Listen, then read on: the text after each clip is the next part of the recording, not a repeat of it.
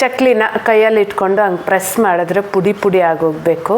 ಹಾಗೆ ಬಾಯಲ್ಲಿಟ್ರೆ ಅಂತೂ ಗರಿ ಗರಿಯಾಗಿ ಹಾಗೆ ಕರಗೋಗೋ ಥರ ಇರಬೇಕು. ಅಂಥ ಚಕ್ಲಿನ ಮನೆಯಲ್ಲೇ ಮಾಡಿದ್ರೆ ಯಾರಿಗಿಷ್ಟ ಆಗಲ್ಲ ಹೇಳಿ? ಬನ್ನಿ ಯಾವ ರೀತಿ ಮಾಡೋದು ಅಂತ ನೋಡೋಣ.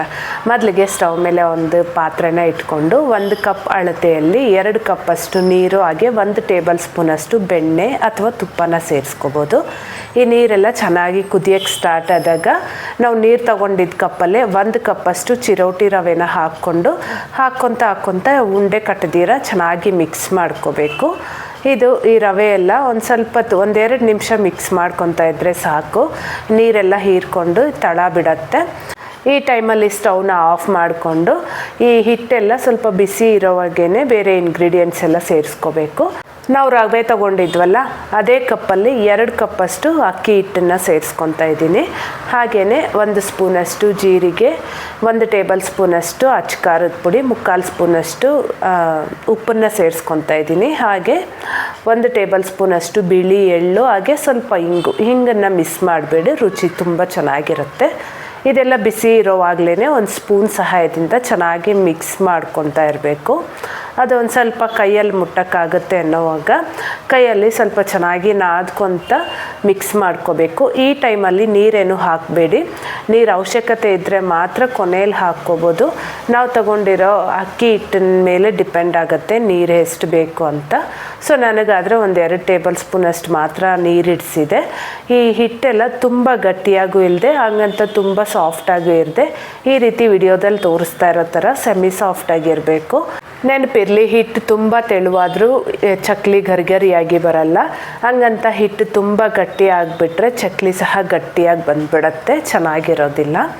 ಈಗ ಈ ಹಿಟ್ಟನ್ನು ಮತ್ತೆ ನೆನೆಸೋ ಅವಶ್ಯಕತೆ ಏನಿಲ್ಲ. ಒಂದು ಚಕ್ಲಿ ಮೋಲ್ಡ್ ತಗೊಂಡು ಅದಕ್ಕೆ ಒಂದು ಸ್ವಲ್ಪ ಎಣ್ಣೆ ಸವರಿ ಬೇಕಾಗಿರೋಷ್ಟು ಹಿಟ್ಟನ್ನು ಹಾಕ್ಕೊಂಡು ಮಿಕ್ಕಿರೋ ಹಿಟ್ಟನ್ನು ಹಾಗೆ ಒಣಗಕ್ಕೆ ಬಿಡ್ದಿರ ಒಂದು ಬಟ್ಟೆ ಅಥವಾ ಒಂದು ಪ್ಲೇಟ್ನ ಮುಚ್ಚಿ ಕ್ಲೋಸ್ ಮಾಡಿ ತೆಗೆದಿಟ್ಕೋಬೇಕು. ಈ ಟೈಮಲ್ಲಿ ಎಣ್ಣೆನ ಸಹ ಸ್ಟವ್ ಮೇಲೆ ಕಾಯಕ್ಕಿಟ್ಕೊಂಡು ನಮಗೆ ಬೇಕಾಗಿರೋವಂಥ ಶೇಪ್ಸಲ್ಲಿ ಚಕ್ಲಿನ ಮಾಡ್ಕೋಬೋದು. ಇಲ್ಲಿ ರವೆ ಹಾಕಿರೋದ್ರಿಂದ ನೀವು ನೋಡ್ಬೋದು ಚಕ್ಲಿ ಎಲ್ಲೂ ಮುರಿಯಲ್ಲ.